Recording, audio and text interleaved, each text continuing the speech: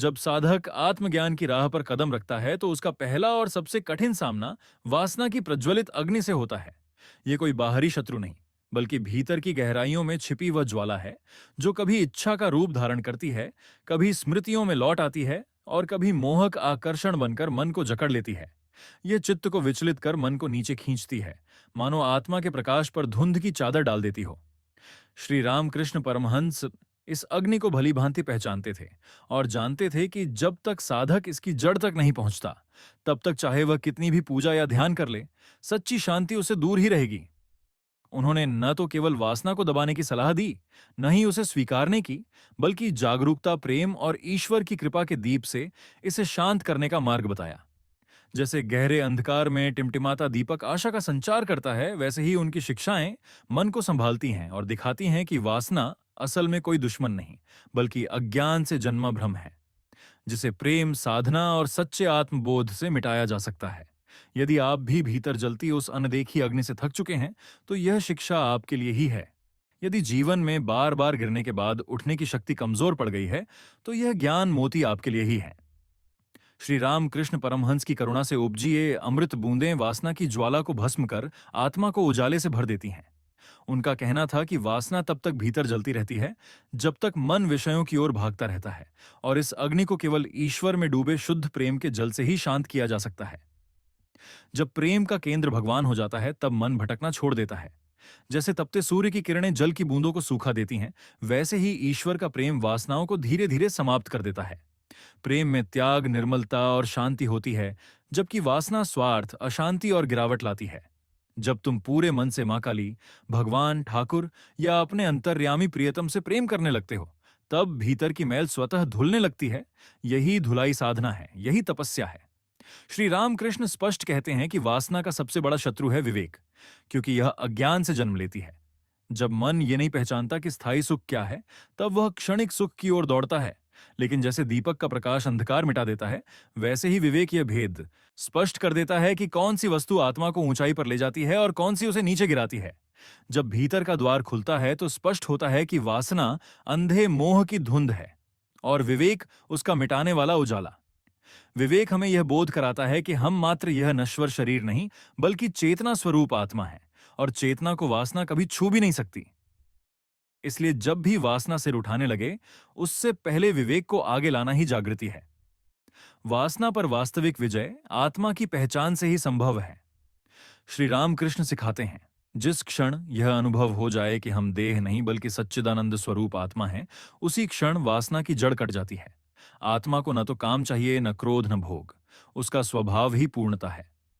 जब साधक ध्यान में बैठकर भीतर झांकता है, तब अनुभव करता है कि सच्चा सुख कहीं बाहर नहीं, बल्कि उसी के अस्तित्व में समाया है, और यही अनुभव मोक्ष के द्वार को खोल देता है। ये बोध वासना की आग को पल भर में बुझा देता है। श्री रामकृष्ण कहते हैं, इंद्रियां अश्व हैं और साधना उनकी लगाम। वासना इन्हीं इंद्रियों के मार्ग से भीतर प्रवेश करती है। आंख देखे तो मन ललचाए, कान सुने तो चित्त डोल जाए। यदि साधना की लगाम हाथ में न हो, तो ये अश्व अनियंत्रित भागते हैं और अंततः साधक को वासना की गहरी खाई में गिरा देते हैं। जब साधक नियमित जप, ध्यान, उपवास और संयम का पालन करता है, तब वह अपनी इंद्रियों को वैसे ही वश में कर लेता है जैसे एक कुशल घुड़सवार अपने घोड़े को पूरी तरह नियंत्रित रखता है। साधना से मन की लगाम दृढ़ हो जाती है, विषयों का आकर्षण फीका पड़ने लगता है और चेतना भीतर की ओर मुड़ जाती है। यहीं से वासना की पराजय का आरंभ होता है। श्री रामकृष्ण कहते हैं, जब मन वासना से भर जाए तो मां का नाम लो, क्योंकि नाम जप में अद्भुत शक्ति है। जैसे अग्नि को शांत करने के लिए जल की धारा चाहिए, वैसे ही वासना की ज्वाला को भगवान के नाम की बौछार बुझा देती है। जितना गहरा और भावपूर्ण नाम का उच्चारण होगा, उतना ही प्रभाव गहरा पड़ेगा। जब मन व्याकुल हो, तब बार बार मां, मां, मां का जप करो। धीरे धीरे भाव जागृत होगा और हृदय में मां की उपस्थिति का अनुभव होगा। जहां मां का वास हो, वहां वासना का प्रवेश असंभव है। श्री रामकृष्ण का स्पष्ट सूत्र है, नाम ही रक्षक है, नाम ही अस्त्र है और नाम ही तप है। जब वासना उठे तो पूरे हृदय से गहरा नाम जप करो। वे यह भी कहते हैं कि सेवा में वासना स्वयं गल जाती है, क्योंकि वासना का पोषण मैं और मेरा के भाव से होता है, जबकि सेवा इन बंधनों को तोड़कर आत्मा को खोल देती है और भीतर की अशुद्धियों को भस्म कर देती है। जब तुम निस्वार्थ भाव से किसी की सेवा करते हो, तो मन का केंद्र मैं से हटकर तुम पर आ जाता है, और यही परिवर्तन वासना की जड़ काट देता है। सेवा में प्रेम, त्याग और करुणा के बीज होते हैं, और ये तीनों वासना के सबसे बड़े शत्रु हैं। जब तुम भूखे को रोटी खिलाते हो या पीड़ित को सहारा देते हो, तब भीतर का कठोर आवरण पिघलने लगता है, और यह पिघलन मन को इतना निर्मल कर देती है कि वहां वासना का टिकना असंभव हो जाता है। यदि सेवा साधना का रूप ले लें तो वासना स्वयं भस्म हो जाती है। श्री रामकृष्ण कहते हैं, मन को ईश्वर में लगाओ, वासना अपने आप छूट जाएगी, क्योंकि मन जहां रुचि पाता है वहीं ठहरता है। मन को खाली मत छोड़ो, उसे ईश्वर की कथा, ध्यान और सत्संग में लगाओ, ताकि वासना के लिए समय ही न बचे। जब साधक ईश्वर की मधुरता का रस छक लेता है तो संसार के विषय फीके पड़ जाते हैं। यह रस बाहर से नहीं, भीतर से फूटता है, और इसे पाने का मार्ग है बार बार प्रभु का स्मरण करना। यही निरंतर स्मरण अभ्यास बन जाता है, और अभ्यास से रुचि बदलती है, रुचि से जीवन बदलता है। वासना से डरने की नहीं, बस सजग होकर उसे देख लेने की आवश्यकता है। वासना से भागने की जरूरत नहीं, बल्कि उसे ठहर कर देखना सीखो कि वह वास्तव में है क्या। जब हम किसी चीज से डरते हैं तो अनजाने में उसे और ताकत दे देते हैं, लेकिन जब उसे साक्षी भाव से देखते हैं तो वह धीरे धीरे पिघलने लगती है।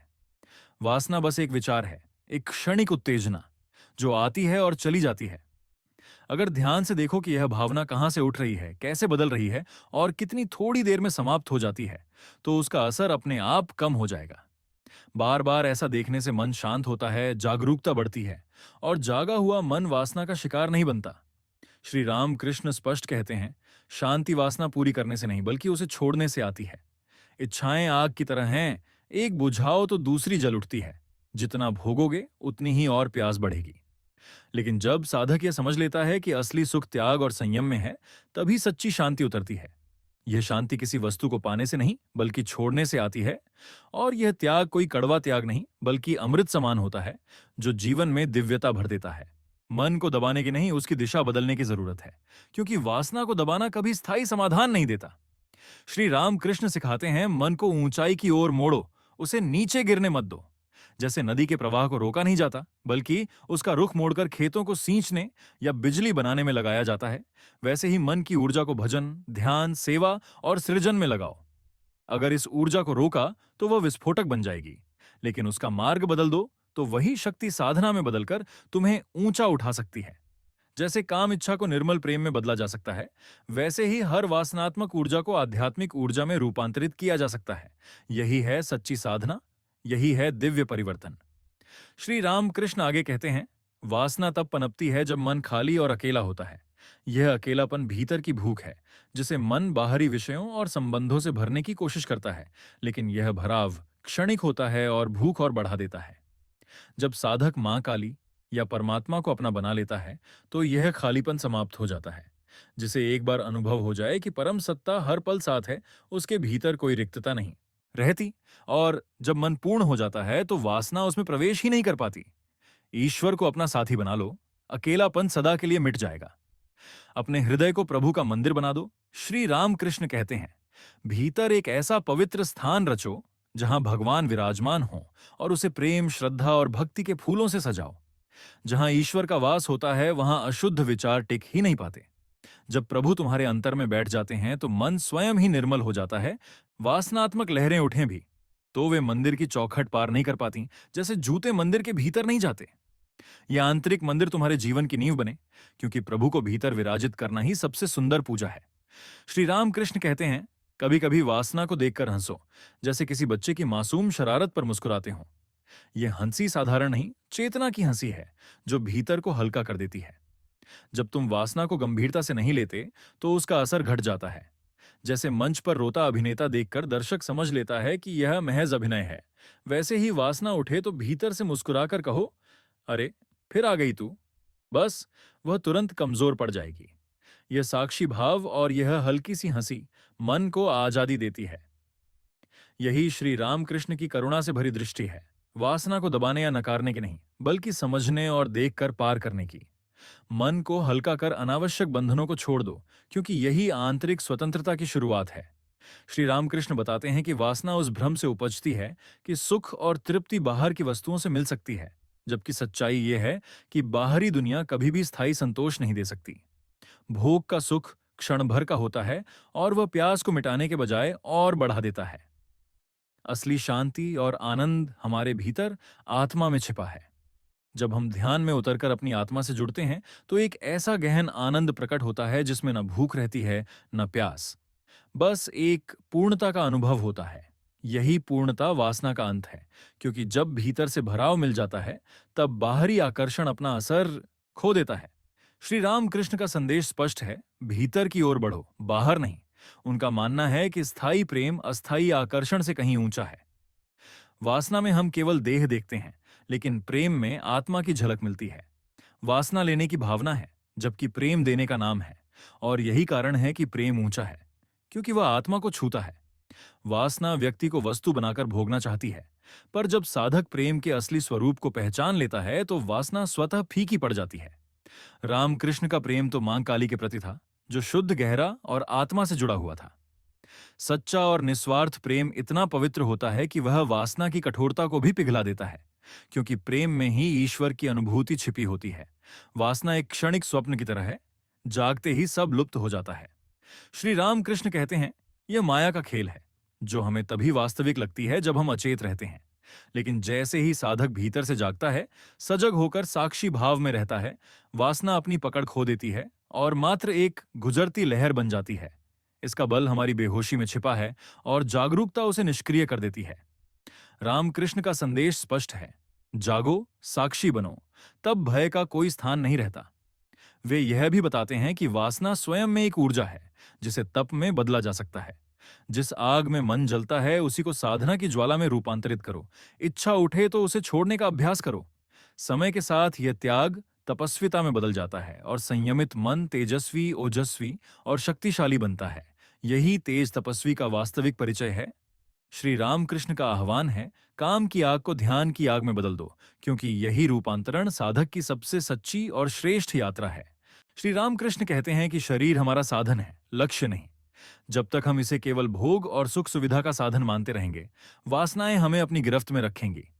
लेकिन जैसे ही हम शरीर को ईश्वर की सेवा और साधना का माध्यम मानना शुरू करते हैं, उसकी असली गरिमा समझ में आने लगती है। इसे पवित्रता का पात्र बनाओ, विषय वासना का नहीं। इसे प्रभु की आराधना के योग्य बनाओ, क्षणिक सुखों के लिए नहीं। यही दृष्टिकोण हमें वासना के बंधन से मुक्त करता है, क्योंकि संयम की कुंजी शरीर को सही दृष्टि से देखना है। वे कहते हैं, मृत्यु का स्मरण वासनाओं को जला देता है।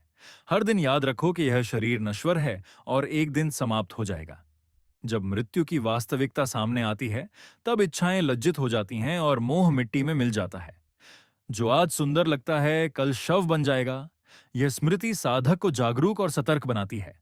ध्यान करते समय यदि मृत्यु की नीरव शांति को महसूस किया जाए तो वासना पास भी नहीं ठहर सकती। मृत्यु का चिंतन जीवन को पवित्र करता है और वासनाओं को स्वाभाविक रूप से विलीन कर देता है। श्री रामकृष्ण यह भी कहते हैं कि वासनाओं को शब्द मत दो, क्योंकि शब्द उन्हें बल देते हैं। बस उन्हें दोहराना ही बंद कर दो।